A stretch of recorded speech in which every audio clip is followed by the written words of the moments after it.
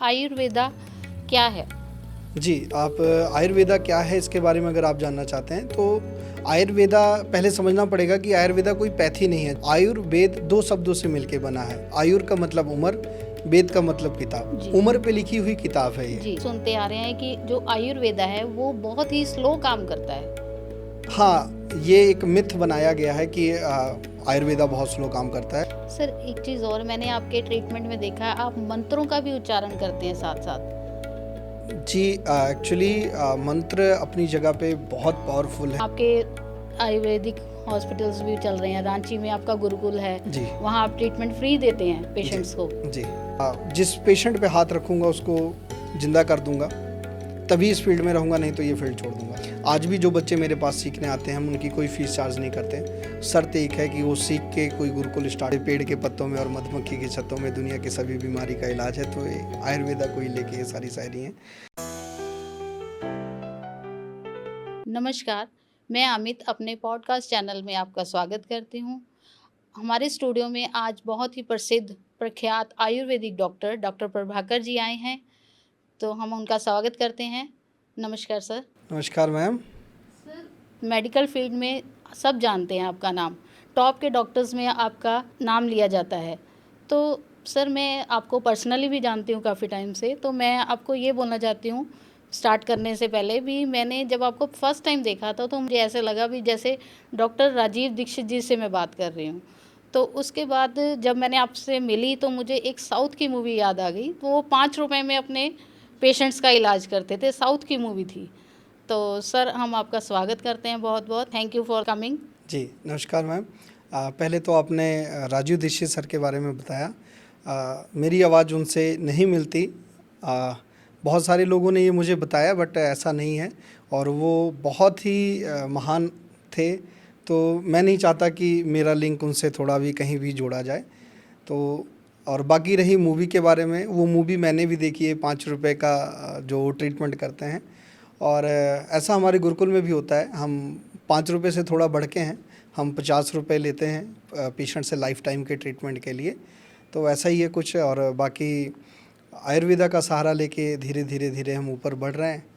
तो बाकी आपने एक बात बताई कि इंडिया के टॉप डॉक्टरों में नाम आता है, तो ऐसा कुछ नहीं है, क्योंकि हम टॉप पे नहीं रहना चाहते हैं, हम बैकफुट ही होके अपना काम करना चाहते हैं। तो सर सबसे पहले मैं आपसे जानना चाहती हूँ कि आयुर्वेदा क्या है? जी, आप आयुर्वेदा क्या है इसके बारे में अगर आप जानना चाहते हैं तो आयुर्वेदा पहले समझना पड़ेगा कि आयुर्वेदा कोई पैथी नहीं है। जैसे एलोपैथी है, होम्योपैथी है, एक तरीके का पैथी है। बट आयुर्वेदा कोई पैथी नहीं है। आयुर्वेद दो शब्दों से मिलके बना है। आयुर का मतलब उम्र, वेद का मतलब किताब। जी। उम्र पे लिखी हुई किताब है ये। जी, ओके। सर जैसे आपने आप बताया उम्र पर लिखी किताब, तो आयुर्वेदा हम अपनी ज़िंदगी में जैसे आज रोज़मर्रा की हमारी ज़िंदगी है, तो सभी को आयुर्वेदा के बारे में जानने की बहुत इच्छा है, तो उसके बारे में आप कुछ बताएँगे? जी, जैसा आपको मैं बताया कि आयुर्वेदा मतलब उम्र पे लिखी हुई किताब। जी। तो इसमें हम सुबह से उठ के रात सोने तक जो भी करते हैं, या किस दिशा में सो रहे हैं, क्या कर रहे हैं, क्या खा रहे हैं, क्या पी रहे हैं, सभी कुछ ये आयुर्वेदा में ही आ जाता है। आज मॉडर्न ज़माने की बात नहीं कर रहा हूँ, जो पास्ट से चला आ रहा है, जो हमारे पूर्वज करते आए हैं, वो जी। सब कुछ आयुर्वेदा के ढंग से ही जो हमारे ग्रंथों में लिखा है उसी तरीके से सब कुछ करते हुए आ रहे हों। यानी कि जैसे हम कपड़े पहनते हैं या हमारा खाना-पीना है, मंदिर जाना, तो ये सब क्या आयुर्वेदा के हिसाब जी, से ही है? जी, ये बहुत अच्छा आपने क्वेश्चन किया कि मंदिर जाना, कपड़े पहनना, क्या ये भी आयुर्वेदा में आता है? तो अगर मैं इससे नकारता हूँ तो मैं अपनी जो पहला शब्द यूज़ किया कि उम्र पे लिखी किताब है, उससे मैं हटता हूँ। उम्र पे लिखी किताब का मतलब हम अपनी ज़िंदगी में जो भी कर रहे हैं, सब कुछ उसी में आ जाता है। अब आपने कपड़े की बात की, तो कपड़ा भी हमें बताता है, आयुर्वेदा में ये बताया गया है कि कपड़े कैसे पहनने चाहिए, किस जगह पे कैसे कपड़े पहनने चाहिए। आपने आजकल माँओं को सुना होगा, जो बच्चियाँ टॉप पहनती हैं, छोटी ड्रेस पहनती हैं, तो माएँ उनको बोलती हैं कि ऐसा नहीं पहनना चाहिए। जी। बट आप देखेंगे, आप यूपी, बिहार, एमपी की तरफ जब जाएँगे तो वहाँ पे जो लोग होते हैं वो साड़ी पहनते हैं। तो उसमें क्या होता है, नाभि और ये पेट का हिस्सा ओपन होता है। और आप हिमाचल की तरफ जाएंगे तो देखना आप उनके सर बंधे होते हैं। जी। आप बिल्कुल साउथ की तरफ जाएंगे तो पूरा का पूरा ड्रेस पहना होता है, और आप हिमाचल जब बिल्कुल ऊपर जाएंगे तो पेट पे भी अपने वो रस्सा बांध के रखते हैं। तो ये कपड़ों का ऐसा है कि हर जगह के इन्वायरमेंट पे डिपेंड करता है कि उन्होंने कैसे कपड़े पहनने हैं।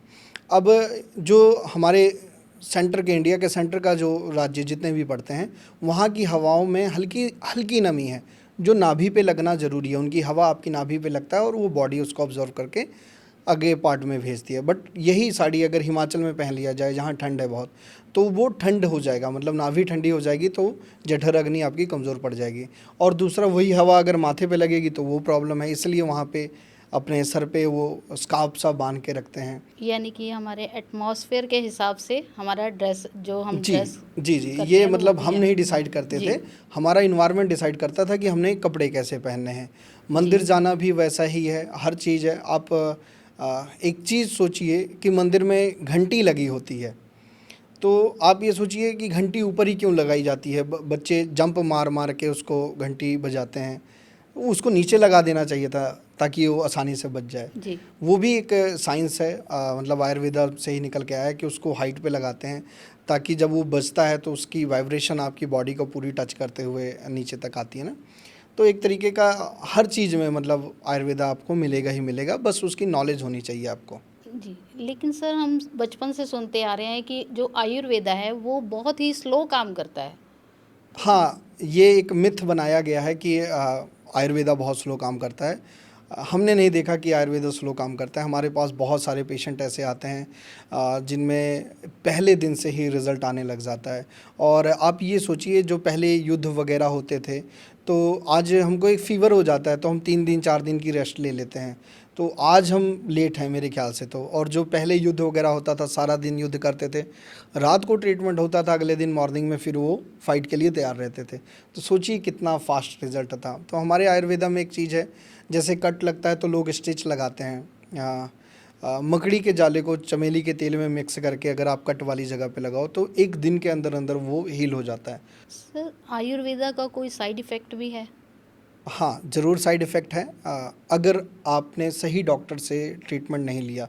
मैं क्यों ये बोल रहा हूँ, रीज़न ये होता है, हमारे पास कई ऐसे पेशेंट आते हैं जो बताते हैं कि हमने किसी चीज़ का ट्रीटमेंट लिया था और हमारी किडनियाँ फेल हो गई हैं। 3-4 पेशेंट मेरे पास अभी जल्दी में आए जिन्होंने किसी चीज़ का ट्रीटमेंट लिया और उनको ये प्रॉब्लम आई। होता क्या है, एलोपैथिक जो डॉक्टर होते हैं उनको प्रॉपर जानकारी दी जाती है, जो केमिकल बेस्ड दवाइयाँ होती हैं, पेन किलर है या कुछ है या स्टीरॉइड वो दे रहे हैं, तो उनको पता होता है कि ये कितना हार्म है हमारे बॉडी के लिए। तो वो बता के देते हैं कि आपको हम ये दे रहे हैं, आपकी बॉडी के लिए नुकसानदायक है और कब कब इसका प्रयोग करना है, कब नहीं करना है। बट जो हमारे कुछ प्रैक्टिस कर रहे हैं आयुर्वेदिक में, जो नाम सिर्फ आयुर्वेदा का दिखा रहे हैं और बीच में वो कुछ एलोपैथिक मिक्स करके दे रहे हैं, उनका बहुत नुकसान है, क्योंकि उनको इसके बारे में नॉलेज नहीं है। कितना डोज देना है, कितना बढ़ाना है, कितना घटाना है, उनको कुछ नहीं पता। वो कूट के मिक्स करके पाउडर फॉर्म में दे देते हैं आयुर्वेदा का नाम लेके। तो काफ़ी प्रॉब्लम होती है, काफ़ी नुकसान होते हैं। और डोज इसमें भी निर्धारित होती है बीमारी के हिसाब से, वज़न के हिसाब से, ऋतु के हिसाब से सभी डोज बदली जाती है। तो साइड इफ़ेक्ट है। ओके। जी सर जैसे आजकल कैंसर और हार्ट की बहुत बीमारियां फैली हुई हैं, जी। तो उसमें आयुर्वेदा का क्या योगदान है? देखिए मैम, मैं आपको एक बात बता देता हूँ कि किसान के खेत से लेके राजस्थान के रेत में और पेड़ के पत्तों से लेके मधुमक्खी के छत्तों में जी। दुनिया की सभी बीमारी का इलाज है। बस आपको उसके बारे में पता होना चाहिए, उसके बारे में आपको सही जानकारी होनी चाहिए। ओके। इमरजेंसी में क्या योगदान है? जैसे किसी को, पेशेंट को इमरजेंसी हमें ट्रीटमेंट देना पड़ता है, तो उसमें आयुर्वेदा का क्या योगदान है? बहुत फास्ट रिजल्ट है। जैसा मैंने आपको बताया कि कट लग जाता है किसी को, तो आप चमेली का तेल और मकड़ी के जाले को मिक्स करके आप लगा सकते हो। तो इमरजेंसी में और ऐसे हैं, किसी को हार्ट अटैक आ जाए या किसी को पैरालाइज का अटैक पड़ जाए, तो बहुत सारे ट्रीटमेंट ऐसे हैं आयुर्वेदा में जो इमरजेंसी में किए जा सकते हैं। वो फिर एक क्लास लेवल पे चल जाता है कि अब आपको एक स्टेप बाय स्टेप उन चीज़ों को बताया जाए। बट हमने देखा है कि इमरजेंसी में बहुत बड़े रिजल्ट हैं इसके। ओके। जैसे सर एक बात और भी, आईसीयू में पेशेंट हमारा कोई एडमिट है, जी तो उसका ट्रीटमेंट आप कैसे करेंगे? हाँ, जैसे लोग ये सोचते हैं कि इमरजेंसी में नहीं काम आता, या पेशेंट आईसीयू में है तो वो आयुर्वेदा के डॉक्टर उस पे कैसे हाथ डालेंगे। तो आयुर्वेदा के बारे में ऐसा है कि आयुर्वेदा एक जड़ है और उसके ऊपर जितनी भी पैथी हैं वो सब उसकी टहनियाँ हैं, जिसमें रेकी थेरेपी आ जाती है, होमा थेरेपी आ जाती है, मंत्र चिकित्सा आ जाता है और न्यूरोथेरेपी आ जाती है। बहुत सारी थेरेपियाँ मिलके, ये सारी जड़ें मतलब टहनियाँ मिलके आयुर्वेद की जड़ बनाती हैं। तो हमारे पास अगर कोई ऐसा कोमा का पेशेंट आता है तो उसके लिए मंत्र थेरेपी बहुत अच्छा रिज़ल्ट देती है। और आप, एक दूसरा है होमा थेरेपी, हम करते हैं पेशेंट को धुएँ के द्वारा, औषधियों को जलाते हैं, उसके धुएँ के द्वारा हम बॉडी के अंदर लेके जाते हैं तो बहुत अच्छे रिज़ल्ट आते हैं। कई पेशेंट ऐसे थे जो कोमा में थे, होश में नहीं आ रहे थे, या पेशेंट ऐसे हैं जो कोमा में हैं, फ़ीवर हो गया है, फ़ीवर नहीं उतर रहा है, तो सिर्फ़ और सिर्फ सौंठ रख के, मतलब किसी को फ़ीवर बहुत ज़्यादा है तो ट्राई करके देखे, अपनी बॉडी में सौंठ बांध ले और डेली उसको सौंठ को चेंज करना है। जब तक बॉडी के साथ सौंठ टच है, टेम्परेचर आपका नहीं बढ़ेगा। ओके। कोमा पेशेंट में एक बच्चा था 13 साल का, वो कोमा में था, 2-3 साल से एक्सीडेंटल केस था। उसको हमने एक मंत्र बताया था, सिर्फ मम, मंत्र का नाम ही है बस, मम मम मम का जाप करते हुए उस बच्चे का नाम लेना था, उसके कान में बोलना था ये। वो बच्चा 15-20 दिन के अंदर अंदर वो रिकवर हो गया और डॉक्टरों ने ये उनके फादर को कमेंट किया कि ये बच्चा नहीं आ सकता था बाहर कोमा से, कैसे आया हमें नहीं पता। सर एक चीज़ और मैंने आपके ट्रीटमेंट में देखा है, आप मंत्रों का भी उच्चारण करते हैं साथ साथ।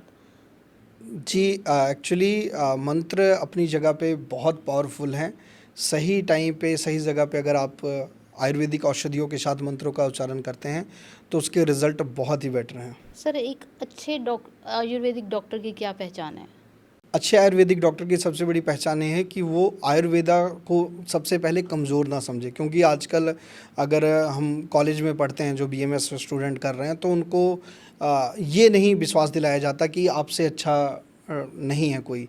वो ये सोचते हैं कि हमसे अच्छे और भी पैथी वाले हैं, जबकि रिज़ल्ट के मामले में, पैसों के मामले में सभी आयुर्वेदिक डॉक्टर ऊपर जा सकते हैं। कई लोग तो आयुर्वेदिक का कोर्स इसलिए नहीं करते क्योंकि इसमें वो कहते हैं कि पैसा कम कमाया जा सकता है, क्योंकि मार्केट में इनकी पेमेंट बहुत कम होती है। अगर हम पैसों की बात करें, एक एमबीबीएस डॉक्टर स्टार्टिंग पेमेंट 30 से 50 हज़ार होती है, बट एक बीएमएस डॉक्टर की स्टार्टिंग पेमेंट 15 से 25 हज़ार रुपये के बीच में होती है। तो वो इस कैटेगरी में भी देखते हैं।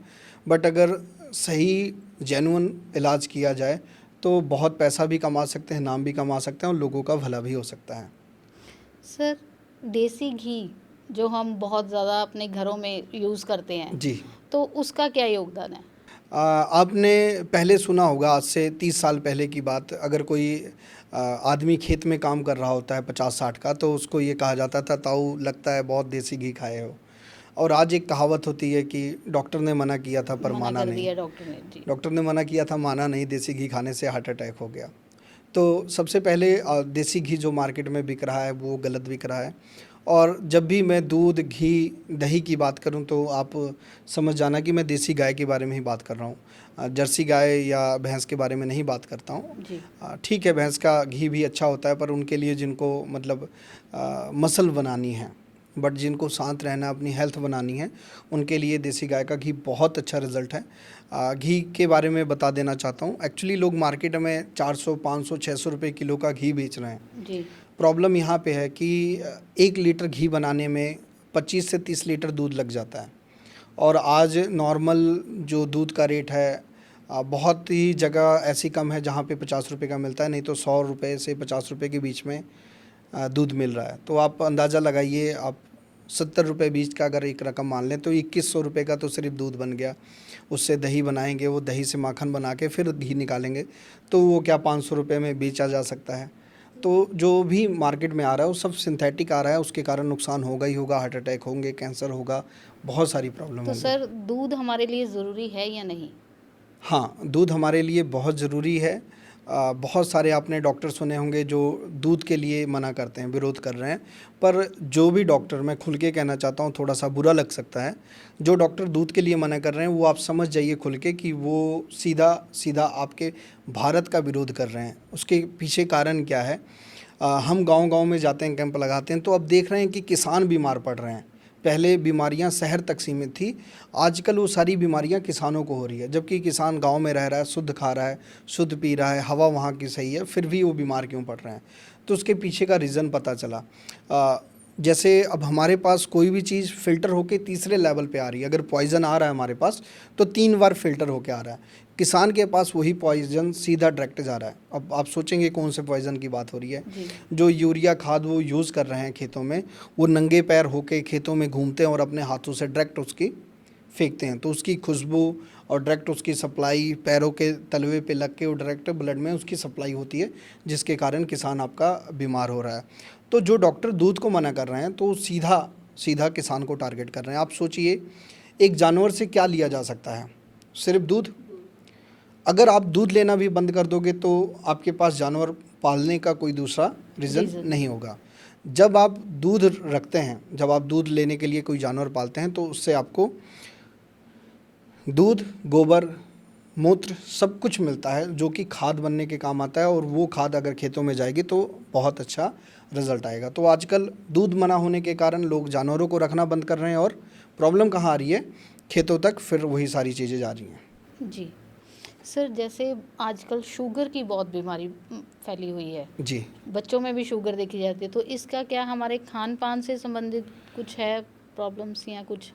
शुगर, जैसे एलोपैथिक डॉक्टर या मॉडर्न साइंस ये बताती है कि शुगर 2 तरीके की होती है, टाइप 1 एंड टाइप 2। आयुर्वेदा में 20 तरीके की शुगर के बारे में बताया गया है, और 20 तरीके की शुगर का मेन कारण जो बताया गया है वो वीकनेस बताई गई है। शारीरिक तौर पे कमज़ोरी हो या मानसिक तौर पे कमज़ोरी हो, अगर इंसान कमज़ोर पड़ता है तो उसको शुगर हो जाती है। और ट्रीटमेंट की बात करें तो बहुत सिंपल सा ट्रीटमेंट है। मैं लगभग 1000 प्लस पेशेंटों को ये दे चुका हूँ ट्रीटमेंट, और सभी के सभी ठीक हुए हैं। इसमें आपके सबके आसपास चीज़ें मिलती हैं, 1 रुपए का खर्चा नहीं है।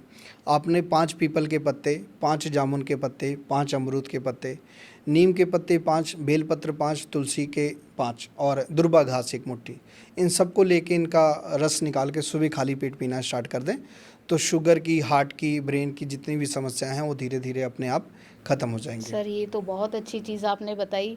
मैं अपने बोलूँगी व्यूअर्स को भी ये चीज़ का ख़ास ध्यान रखें, क्योंकि ये सब चीज़ें जो मैंने खुद की हुई हैं अपने घर में, ये यूज़ की हुई हैं सर के बताई हुई चीज़ें, और काफ़ी इफ़ेक्टिव हैं, बहुत फ़र्क पड़ता है इनसे। सर, मैं एक चीज़ ये पूछना चाहती हूँ आपसे भी, जैसे हम हॉस्पिटल्स में जाते हैं तो हमें इंस्टेंट बोला जाता है पहले आप ट्रीटमेंट हमारा बाद में होता है, पहले टेस्ट करवाएं, जी। तो उसके बारे में आप क्या कहना चाहेंगे? टेस्ट के बारे में जैसे बातें की गई हैं, आप टेस्ट मेरे ख्याल से तो नहीं कराना चाहिए, क्योंकि जो डॉक्टर 5 साल से 10 साल से प्रैक्टिस कर रहा है उसको पेशेंट देख के पता लग जाता है कि इसको प्रॉब्लम क्या है, क्योंकि पेशेंट खुद भी तो आके बताता है कि मुझे ये प्रॉब्लम लग रही है, ये चीज़ हो रही है, तो उसके सिम्टम से हम अंदाज़ा लगा सकते हैं कि क्या है। बहुत ही ऐसे रेयर केस ऐसे होते हैं जिसमें हमें पता नहीं लगता, बट लगभग सभी पता लग जाता है। और टेस्ट तो एक तरीके का सिर्फ धंधा बनाया हुआ है। आपने आमिर खान जी का एक शो चलता है सत्य में जयते, उसमें सुना होगा, जिसमें उन्होंने खुल के बताया, लैब वालों ने खुल के बताया है कि हमें डॉक्टर बोलते हैं कि हम आपके पास पेशेंट भेजेंगे, उसका हमको 50% आप दीजिए। और कई डॉक्टरों ने भी बताया है कि अगर मतलब लैब वालों से हम ऐसा टाई अप ना करें तो वो कुछ भी कर देते हैं। और उसी शो में एक चीज़ मुझे ये पता लगी, उन्होंने बताया कि डॉक्टर खुद कह के अपनी टेस्ट तैयार करवाते हैं कि इसका रिपोर्ट कैसा बनना चाहिए। तो टेस्ट तो मेरे ख्याल से गलत है। हम आज तक किसी पेशेंट का ना हम टेस्ट देखते हैं ना उनको सलाह देते हैं। आयुर्वेदा में बहुत तरीके के टेस्ट होते हैं जो आप घर पे कर सकते हो, या हमें फेस देख के पता लग जाता है। अब जैसे जिन पेशेंटों के आईब्रो के बीच में सीधी रेखाएं पड़ती हैं, जितनी गहरी रेखाएं हैं मतलब उतना ही प्रेशर आपके लीवर पे पड़ रहा है, तो लीवर फैटी के लिए वो टेस्ट कराते हैं, तो हमें साफ पता लग जाता है चेहरा देख के। और एक टेस्ट होता है जिसके लिए आजकल लोग बहुत परेशान हैं, जिनके बच्चे नहीं होते, मेल फीमेल के बहुत सारे टेस्ट होते हैं, आप घर पे कर सकते हैं और फ्री का टेस्ट है। उन टेस्टों को मार्केट में जो करवाने जाते हैं पैसा बहुत लगता है, उनको दर्द बहुत होता है और परेशानी बहुत होती है, तो आप घर पे कर सकते हैं। 7 दाने आपने दोनों ने, मेल और फीमेल ने लेना है, आपने वो चीज़ें कहीं पे भी डाल देना है, उसमें अपना यूरिन डालना है पर डे। तो 7वें 8वें दिन तक जो अंकुरित हो गया बीज तो इसका मतलब उसमें कोई प्रॉब्लम नहीं है। मेल का हो गया तो मेल का ट्रीटमेंट नहीं चलेगा, फीमेल का हो गया तो फीमेल का ट्रीटमेंट नहीं चलेगा, मेल का चलेगा। तो ये सिंपल सा टेस्ट है, घर पे हो सकता है, फ्री का है। उसके लिए हम पेशेंट के 50,000 रुपये खर्च करा दें तो ये मुझे सही नहीं लगता। बिल्कुल सर, अगर हम यही टेस्ट अगर किसी ऑर्डिनरी हॉस्पिटल में जाके करवाएं तो हमारा लाखों का खर्चा हो जाए जी। और हमें कहीं ना कहीं हद तक हमें निराशा हाथ लगती है। और आजकल बड़ा ट्रेंड चला है अभी यूट्यूब है ना, बेबीज़ के बारे में, तो जी, जी। उसका हमें प्रेफर किया जाता है। जी। ठीक है सर, थैंक यू। सर मेरा अगला क्वेश्चन ये है, भी आप आयुर्वेदा को इतना बढ़ावा देते हैं, आपके आयुर्वेदिक हॉस्पिटल्स भी चल रहे हैं, रांची में आपका गुरुकुल है, जी। वहाँ आप ट्रीटमेंट फ्री देते हैं पेशेंट्स को, जी। ठीक है। तो आप यहाँ पे अब आपने लुधियाना में जो अपना हॉस्पिटल खोला है समर्पण आयुर्वेदा, तो वहाँ आप कैसे मैनेज करते हैं? एक्चुअली जो गुरुकुल है वो फ्री नहीं है, उसमें हम पेशेंट से चार्ज करते हैं 50 रुपये का। वो लाइफ टाइम के लिए होता है। एक बार हम उनसे बोलते हैं कि आप, और अगर वो 50 रुपये नहीं है तो हमें वो गुड़, गेहूँ, धान, चावल, नमक कुछ भी दे सकता है, चना वगैरह जो भी ला के हमें देता है, हमें वो मंजूर होता है। और वहाँ ट्रीटमेंट उनका लाइफ टाइम के लिए होता है। और लगता क्या है, मैंने आपको ये 6 तरीके के पत्ते बताए शुगर के लिए। हमारे पास शुगर के पेशेंट आते हैं, हम डेली, आप पीपल के नीचे जाओगे तो आपको 100-150 पत्ते गिरे मिलेंगे। हम वो पहले शाम को इकट्ठा करा के रखते हैं, अगले दिन पेशेंट हमारे पास आते हैं, हम उनको दे देते हैं। 5 दिन 7 दिन हम हमारे पास आते हैं, हम उनको वो बताते हैं। 7वें दिन हम उनको पर्ची लिख के दे देते हैं कि आपको यही पत्तों का इस्तेमाल करना है, आप ठीक हो जाएंगे। तो हमारा कुछ लगता नहीं है। बट अभी क्या है, वहाँ पे जितने लोग हैं काम करने के लिए, उनके लिए पैसों की ज़रूरत थी, तो हम बदले हम अपने आप को हॉस्पिटल में लेके आए हैं। यहाँ पे हमने चार्ज रखा है, जिनकी सैलरी 30,000 रुपये से कम है उनसे हम कोई भी चार्ज नहीं लेते। दवाइयों का चार्ज है वो हमसे हॉस्पिटल से ले लें या बाहर से ले लें। जिनकी सैलरी 50,000 से ऊपर है उनसे हम 1100 रुपये सिर्फ ओपीडी चार्ज कर रहे हैं। वो भी इसलिए करना होता है क्योंकि लोगों को ये ना लगे कि डॉक्टर को नॉलेज नहीं है, क्योंकि हम जिस शहर में बैठे हैं वहाँ पे ओपीडी फ़ीस के हिसाब से अंदाज़ा लगाया जाता है कि डॉक्टर को जानकारी कितनी है, और यूट्यूब पे देखा जाता है या अलग अलग जगहों पे देखा जाता है। तो आप सब जानते हैं आजकल बूस्ट करके आप हर चीज़ को बढ़ाया जा सकता है। तो ऐसा नहीं है जिसके व्यूअर ज़्यादा हैं उसको जानकारी भी ज़्यादा होगी। तो बाकी ये है कि हॉस्पिटल में हमारे 1100 रुपये हम एक बार पेशेंट से चार्ज करते हैं, बट उन्हीं के लिए है जिनकी पेमेंट 50,000 से प्लस हो। जी सर, एक बात और, जो एक ख़ास विषय है हमारे भारत का, अभी जो मंदबुद्धि बच्चे होते हैं जी। उनके बारे में बहुत कम लोग जो हैं वो सोचते हैं। जी। लेकिन आप उनका ट्रीटमेंट इतने अच्छे से और आप इतनी केयर करते हैं उनकी, उसमें आप क्या बताना चाहेंगे? मैम, मैं ज़्यादातर 3 तरीके के ही पेशेंट लेता हूँ, शुगर के, कैंसर के और एमआर चाइल्ड। ये क्यों लेता हूँ, क्योंकि लगभग इनको कोई नहीं लेता, छोड़ देता है। अभी कुछ दिन पहले हमारे पास एक केस आया था कैंसर का, ब्लड कैंसर था, उनके पास पैसे नहीं थे। उनको मैंने सिंपल सा एक फार्मूला बताया था, एलोवेरा लेके उसमें आपने पीपल के पत्ते डालने हैं, रस और शहद मिला के। वो 2 महीना लिया उन्होंने, और वो 2 महीने बाद उनकी सारी रिपोर्टें नॉर्मल आ गई। उन्होंने परसों मुझे वीडियो भी बना के भेजी। तो ऐसे ही पेशेंट मैं लेना चाहता हूँ। मंदबुद्धि बच्चों के बारे में आपने बात किया, आप जिस भी हॉस्पिटल में जाते हो एमआर चाइल्ड के लिए, डॉक्टर पहले मना कर देता है कि ये ठीक नहीं होंगे, तो पेरेंट्स नाराज़ हो जाते हैं, उनके पास कुछ भी दूसरा रास्ता नहीं बचता। तो ऐसे बच्चों का ट्रीटमेंट कर रहे हैं, और हमारे पास अभी तक 100 से ज़्यादा बच्चे जो प्रॉपर ठीक हो चुके हैं, नॉर्मल स्कूल में जाने लगे हैं। तो इसलिए मैं खुल के कहता हूँ कि ऐसे बच्चे हमारे पास आएँ, उनके लिए कोई भी हमने चार्ज नहीं रखा है, और ठीक भी होते हैं, ऐसा नहीं है नहीं ठीक होते। और मैंने कुछ फार्मूले तो बताए हैं, अगर बंदा घर पे भी करना चाहे, एमआर चाइल्ड कैसा भी हो, किसी भी कंडीशन में, उसके नाक में देसी गाय का घी डालना स्टार्ट कर दें, पैर के तलवे पे लगाना स्टार्ट कर दें, और पीपल का, तुलसी का और बेलपत्र का रस सवेरे खाली पेट देना स्टार्ट कर दें, और 1 गेहूं के दाने के बराबर चूना लगातार 3 महीना दे दें। तो ये प्रक्रिया 10 दिन छोड़ के फिर 3 महीना, फिर 10 दिन छोड़ के 3 महीना करते रहें।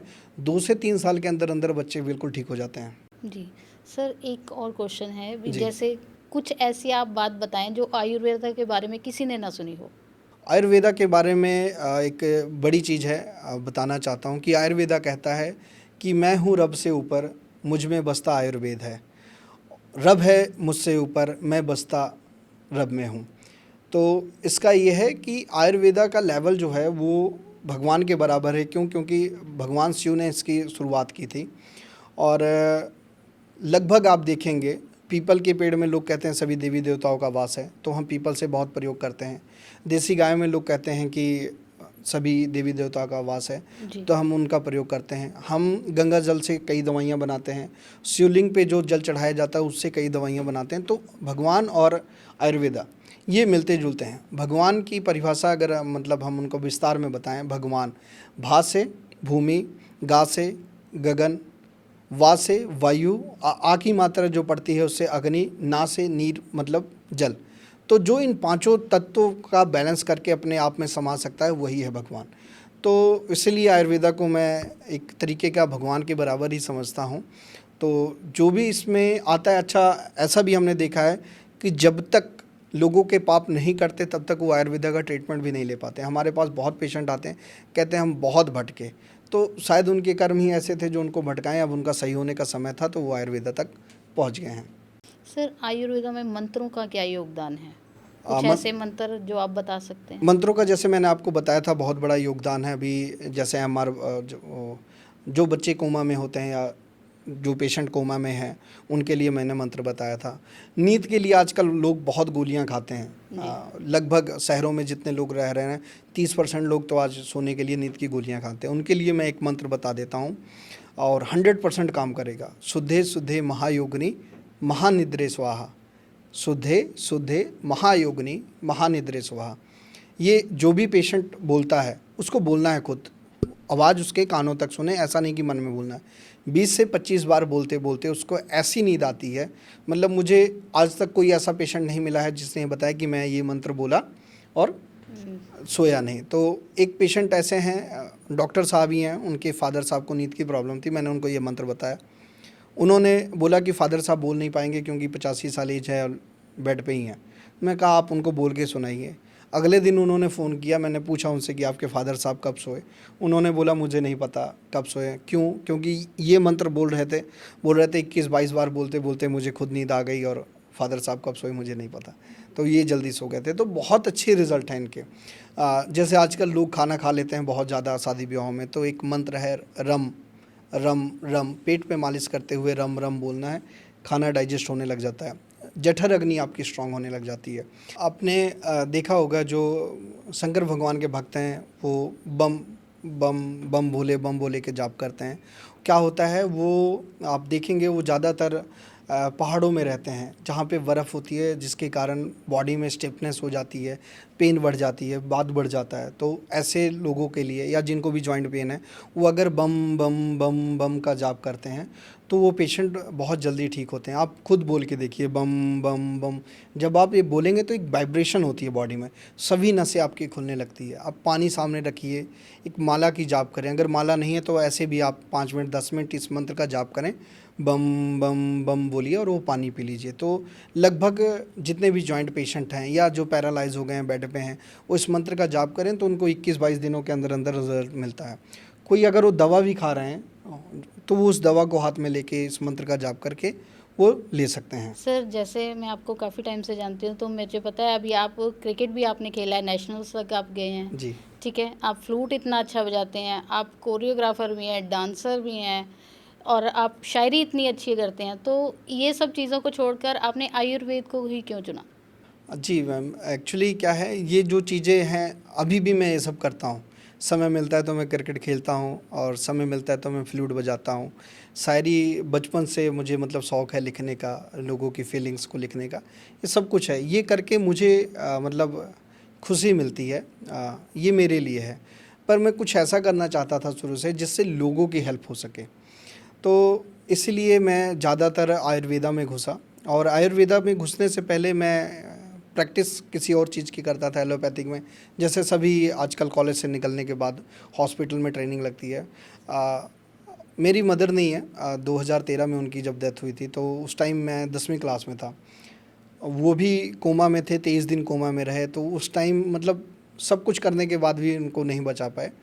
तो मैं शायरी भी कर रहा हूँ, फ्लूट भी बजा रहा हूँ, सब कुछ कर रहा हूँ, बट उससे किसी की जान नहीं बचाई जा सकती। तो कुछ ऐसा उस टाइम ही सोचा था कि कुछ ऐसा करेंगे कि किसी की हेल्प हो सके। तो वो चीज़ें मैं कहीं ना टाइम के साथ भूल चुका था। बट सिविल हॉस्पिटल में मेरी ट्रेनिंग लगी थी। ट्रेनिंग के दौरान एक घटना हुई ऐसी कि एक बच्ची थी अपने मदर के पास बैठ के बात कर रही थी, वो 3-4 साल की बच्ची होगी, मुझे बोल रही थी, और उसकी मदर की डेथ हो चुकी थी। क्योंकि सिविल हॉस्पिटल में होता क्या है कि गरीब काफ़ी लोग आते हैं जो एडमिट करा के सारा दिन जॉब करते हैं और शाम को आके मिलते हैं। तो बच्ची अकेली थी, तो जब मैंने उस चीज़ को देखा कि वो बात कर रही है और उसकी मदर की डेथ हो गई है, तो वो चीज़ मतलब फिर से वहीं पे ले जा चुकी।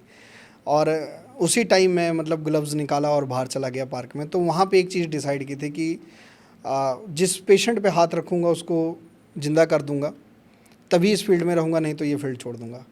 तब तक तो कॉलेज में हम सिर्फ मौज मस्तियाँ करते थे, उस टाइम तक मैंने बहुत ख़ास स्टडी नहीं की थी। फिर स्टडी स्टार्ट की और फिर शायद कुदरत का कुछ ऐसा आया कि 2019 में मेरे फादर साहब का एक्सीडेंट हुआ, और लगभग सभी जितने टॉप के मेडिकल कॉलेज या हॉस्पिटल हैं सभी ने जवाब दे दिया था, पर आयुर्वेदा ने उस समय तक मेरा हाथ पकड़ लिया था। पीजीआई में भी जवाब दे दिया उन्हें, बट आज वो बिल्कुल ठीक हैं, तो आयुर्वेदा की मदद से ही ठीक हैं। और उसके बाद फिर मैंने, और मुझे मतलब मेरा जब विश्वास पक्का हो गया कि मैं कर सकता हूँ, जब अपने पेशेंट पे ऐसा रिज़ल्ट आया, तो और स्टडी की। उसके बाद फिर आयुर्वेदा ज्योतिष सीखी, जो जिससे ये पता लगता है कि प्रॉब्लम क्यों आई, कब तक रहेगी।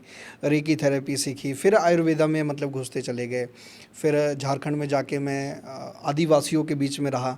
वो सिखाते नहीं हैं कुछ, क्योंकि उनको सिखाने नहीं आता, उनका सिलेबस नहीं बना है। उनके बीच में रहना पड़ेगा आपको 6 महीना साल भर, आप उनको ऑब्ज़र्व करोगे, तो वहाँ से बहुत कुछ सीखने को मिला। और उसके बाद फिर हमने अपना स्टार्टअप किया, और पहले वहीं पे हमने झारखंड में ही पहला मेरा गुरुकुल जो गौ कृपा आयुर्वेदिक गुरुकुल है वो झारखंड में ही खुला। और उसके बाद फिर हम धीरे धीरे उसके ब्रांचेस बढ़ा रहे हैं। आज भी जो बच्चे मेरे पास सीखने आते हैं हम उनकी कोई फ़ीस चार्ज नहीं करते। शर्त एक है कि वो सीख के कोई गुरुकुल स्टार्ट करें, और पूरी मदद होती है हमारी। वो जिस भी शहर से आएँ हमारे पास सीखें और अपने शहर में जाके गुरुकुल स्टार्ट करें। तो ऐसा है, आयुर्वेदा चुनने का मेन रीज़न यही था कि खुद को जो तसल्ली मतलब मिलती है, अच्छी जो खुशी मिलती है, जब पेशेंट ये बताता है कि मतलब ऐसी कंडीशन थी और वो ठीक हुए, तो वो मतलब अलग ही लेवल है, इसलिए आयुर्वेदा को चुना। बाकी जो शौक़ है उस चीज़ को हम पूरा करते हैं, उनको छोड़ा नहीं हुआ है, साथ-साथ हम करते आए हैं। तो सर क्या आप एक शायरी सुनाएँगे हमारे व्यूअर्स के लिए? शायरी, अब आपने जो मैंने बीच में कुछ लाइनें बोली थी वो एक तरीके की शायरी ही थी। जैसे पेड़ के पत्तों में और मधुमक्खी के छत्तों में दुनिया की सभी बीमारी का इलाज है, तो ये आयुर्वेदा को ही लेके ये सारी शायरी हैं। बाकी शायरी आपने देखनी होगी तो डॉक्टर प्रभाकर सिंह शायरी लिख के आप गूगल पे सर्च करेंगे तो आपको बहुत सारी चीज़ें मिल जाएंगी वहाँ पे। जी। तो ये हैं डॉक्टर प्रभाकर जी, जो हमारे साथ आज हमारे स्टूडियो में आए। बहुत बहुत धन्यवाद डॉक्टर साहब, आप हमारे स्टूडियो में आए, आपने इतनी अच्छी जानकारी दी आयुर्वेद के बारे में। कुछ ऐसी चीज़ें जो आपने हमें बताई हैं, जो हम घर बैठे ही अपने टेस्ट करके हमें पता लग सकता है भी हमें क्या प्रॉब्लम है, हमें किसी भी हॉस्पिटल में जाने की ज़रूरत नहीं है। तो बहुत बहुत शुक्रिया डॉक्टर साहब बताने के लिए। तो आपने मंत्र भी बताए, मैं अपने व्यूवर्स को बोलना चाहती हूँ भी आप इन मंत्रों का उच्चारण करें जो डॉक्टर साहब ने ट्रीटमेंट बताया है, और कुछ ज़्यादा महंगा नहीं है, आप घर में बैठे अपना ट्रीटमेंट कर सकते हैं। डॉक्टर साहब से आप कांटेक्ट भी कर सकते हैं। डॉक्टर साहब का हॉस्पिटल अब पंजाब में भी खुल गया है, समर्पण आयुर्वेदा लुधियाना में।